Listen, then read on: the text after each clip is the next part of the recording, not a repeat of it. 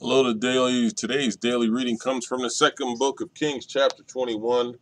As always stated prior to reading, get to a church that has Bible study or Sunday school where the word can be broken down and shared with you for an easier understanding. Also get with some friends who are breaking bread and having church and just get some understanding from one another. Also, get a Bible. There are numerous versions you can read. King James, NIV, get one that fits you best. But above all the things that I've said, and the most important thing that I can say, call upon the Lord. If you knock at his door, he will answer it and fill you up with his wisdom if that is what you seek. Amen. 2 Kings chapter 21 reads as follows. Manasseh was 12 years old when he became king, and he reigned in Jerusalem 55 years. His mother's name was Hephzibah. He did evil in the eyes of the Lord, following the detestable practices of the nations the Lord had driven out before the Israelites. He rebuilt the high places his father Hezekiah had destroyed. He also erected altars to Baal and made an Asherah pole, as Ahab king of Israel had done. He bowed down to all the starry host and worshipped them.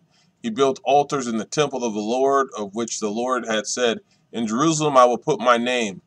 In the two courts of the temple of the Lord he built altars to all the starry hosts. He sacrificed his own son in the fire, practiced divination, sought omens, and consulted mediums and spiritists.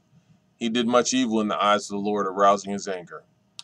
He took the carved Asherah pole he had made and put it in the temple, of which the Lord had said to David and his son Solomon, "In this temple and in Jerusalem, which I have chosen out of all the tribes of Israel, I will put my name forever. I will not again make the feet of the Israelites wander from the land I gave their ancestors, if only they will be careful to do everything I commanded them and will keep the whole law that my servant Moses gave them."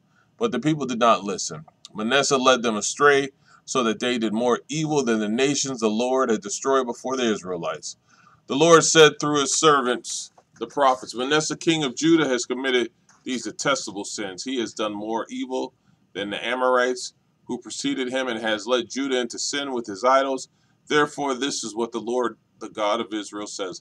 I am going to bring such disaster on Jerusalem and Judah that the ears of everyone who hears of it will tingle. I will stretch out over Jerusalem the measuring line used against Samaria and the plumb line used against the house of Ahab.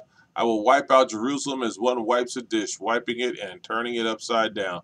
I will forsake the remnant of my inheritance and give them into the hands of enemies. They will be looted and plundered by all their enemies. They have done evil in my eyes and have aroused my anger from the day their ancestors came out of Egypt until this day. Moreover, Manasseh also shed so much innocent blood that he filled Jerusalem from end to end, besides the sin that he had caused Judah to commit, so that they did evil in the eyes of the Lord. As for the other events of Manasseh's reign and all he did, including the sin he committed, are they not written in the book of the annals of the king of Judah? Manasseh rested with his ancestors and was buried in his palace garden, the garden of Uzzah, and Amon his son succeeded him as king. Amon was 22 years old when he became king, and he reigned in Jerusalem 2 years. His mother's name was Meshullemeth, daughter of Haruz. She was from Jotbah. He did evil in the eyes of the Lord, as his father Manasseh had done.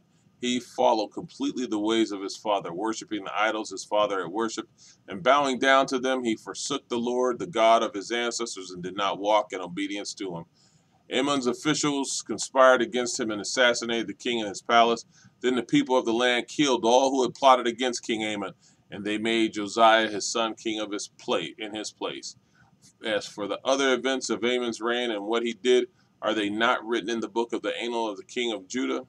He was buried in his tomb in the garden of Uzzah, and Josiah his son succeeded him as king. Amen.